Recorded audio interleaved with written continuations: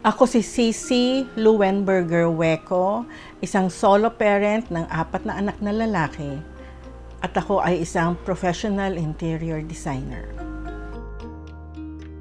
Mula nung elementary, nare-recognize yung skills ko sa drawing at doon ako hinahangaan ng mga classmate ko, ng mga kalalakihan, even mga classmate kong kababaihan.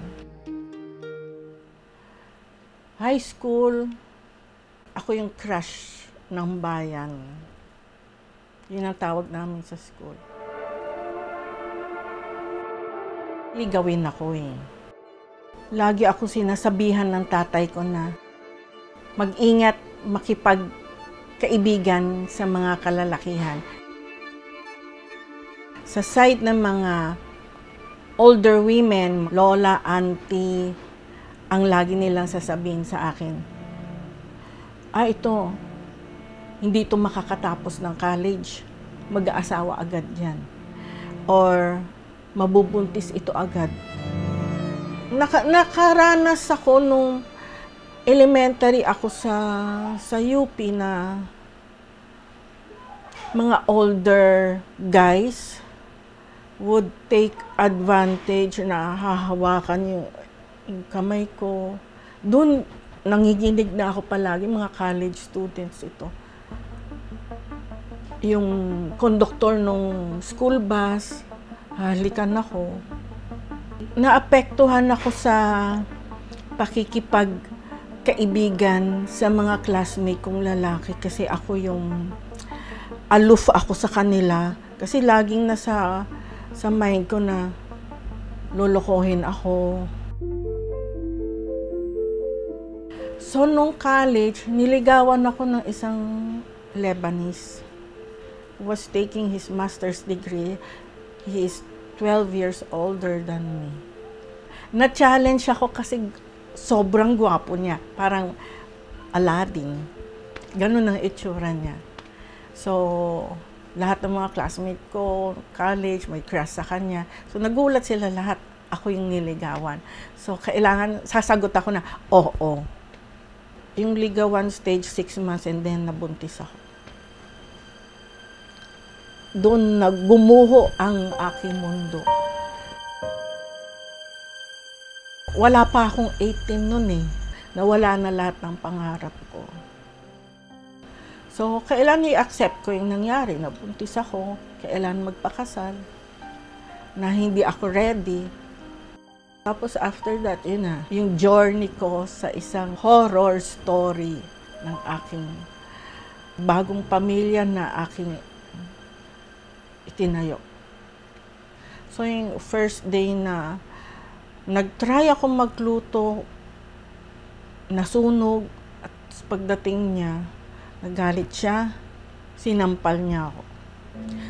Ganun palang feeling yung masampal, yung makakakita ka ng stars, mabibingi ka. Doon ako nagulat kasi sa 6 months na courtship namin, walang ganun eh. So, doon lumabas yung sabi ko, bakit ako sinaktan? Umiyak, hanggang iyak lang ako. Yun lang. Tapos nag-sorry naman siya. Nagbabasa kasi ako ng yung mga Barbara Cartland na stories, Mills and Bones, tapos nandun. Parang normal pala yung sinasaktan, tapos magbabati kayo. Wala akong kinikwentuhan kasi sabi ng ate ko, ikaw ang gumawa nitong buhay mo, pinili mo siya. Nahiya akong magsabi. Mahiya akong mag-share ng problema ko. Kahit sa church, nahiya ako.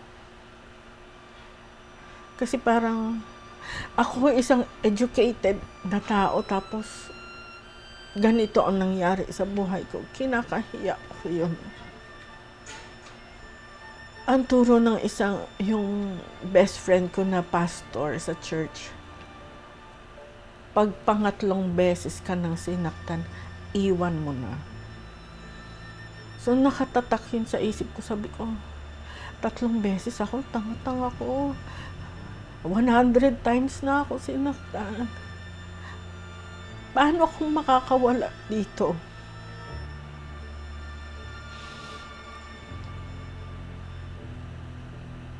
Ilang beses ako tumatawag sa yung nag-work na ako sa Bantay Bata. Hingi ako ng advice. Pero pag may ginawang kabutihan yung asawa ko, kakalimutan ko lahat ng kasalanan na ginawa niya. Tapos magbabati ulit kami.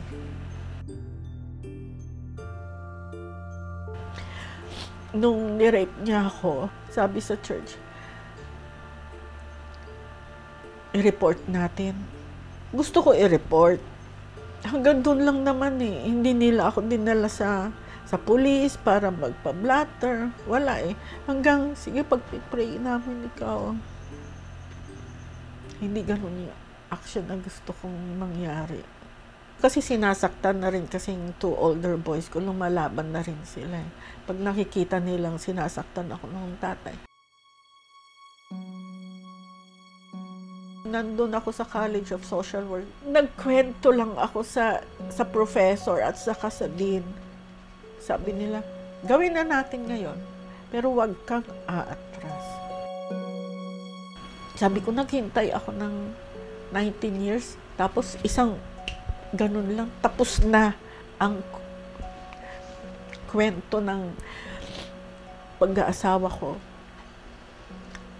At nung tinawag nila yung Bantay Bata, pati yung DSWD, naka-record pala doon lahat na itong client natin ay atras abante sa mga paghingi ng tulong, mag-a-advise kami, tapos hindi na matutuloy.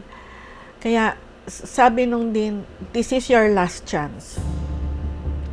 Kung hindi mo pa gagawin, hindi na kami tutulong. So yun ang nag-ano sa isip ko. Ito na yung freedom ko, nandyan na eh. Sabi ko, sige, gawin niyo yung anong dapat gawin. Punta kami ng Station 5 ata yun eh. Tapos noon, hiningan, may women's desk na doon.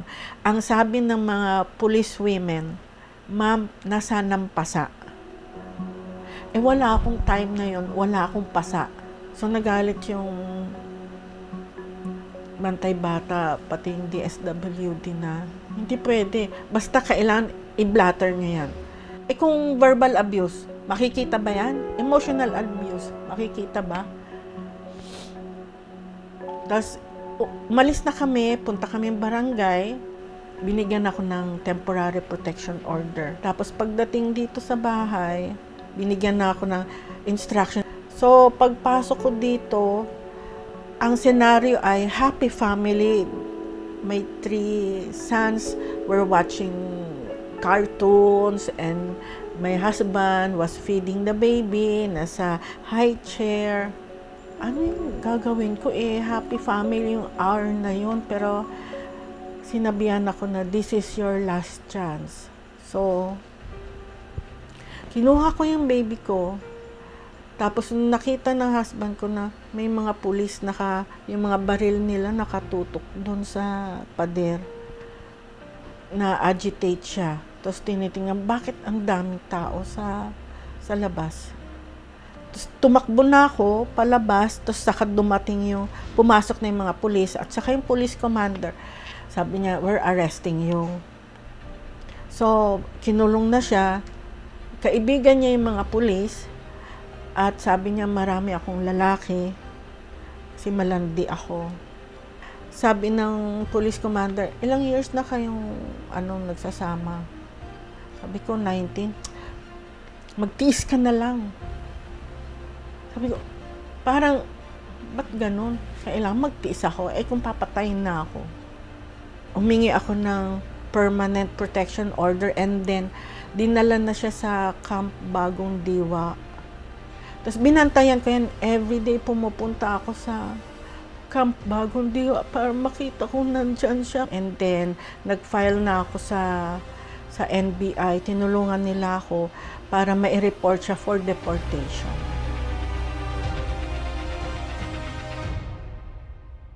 $19 years.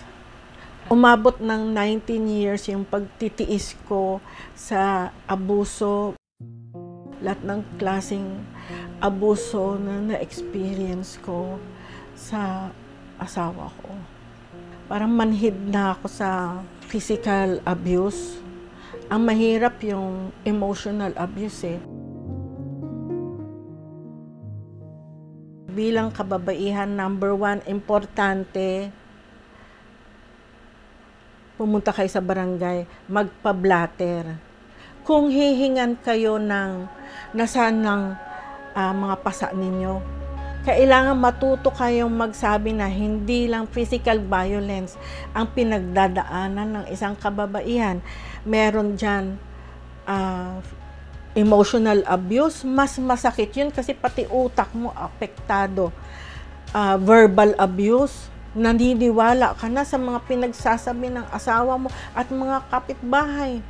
And then after that, from the barangay, kung hindi kayo nagkasundo, kasi hindi naman talaga kayo ipagkakasundo ng barangay. Makikinig lang sila at desisyon mo mismo, ano ang gusto mo. Tuloy ang kaso na magpa-file ka na ng VAUSI, Violence Against Women and Children, importante yon na mag-file ka ng against your husband, VAUSI, para itaas na yan sa korte. At pangatlo, sabay-sabay kasi yan, barangay, VAUSI, and sa DSWD, tutulong ang barangay dyan, yung kagawad na in charge. Tapos sa pulis, na meron kang police rec, nagpa-police blatter ka.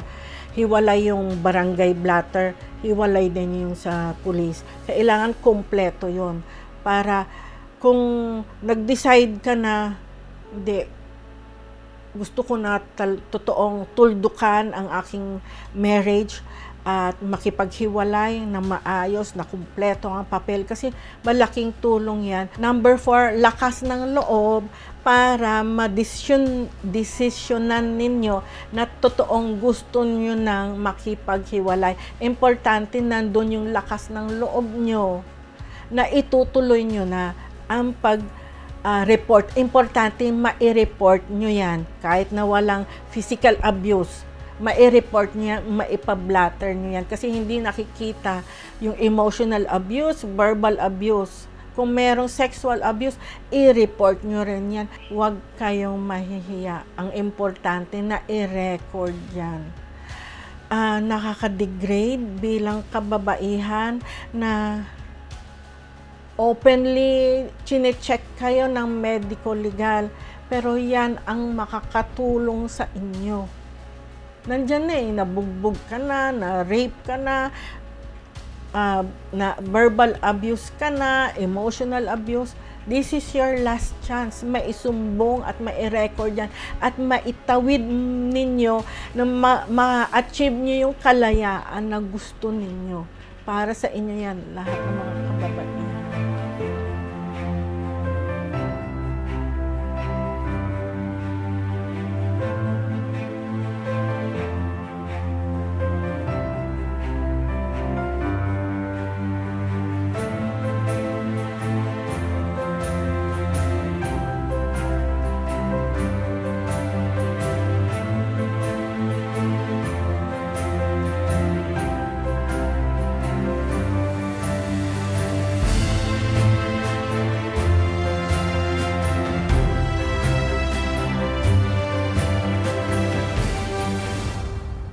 To all the women suffering and continuously suffering from domestic violence, abuse is not our fault.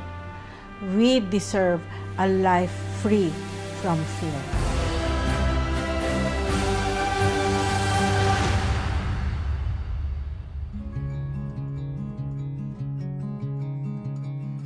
Babaeng malaya, pinilit ipiit, katumbas mo'y bayan ating sinisiil. Matimyas sa tapang, dakila sa giting, nilulugmo ka sa labis na pait. Ang walang kabiyak, kasama ay anak, humugot sa puso ng naising payak.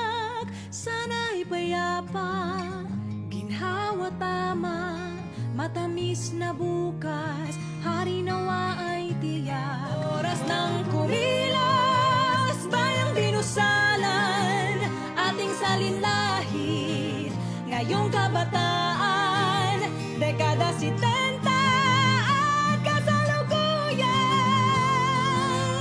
Ang laban ay atin na,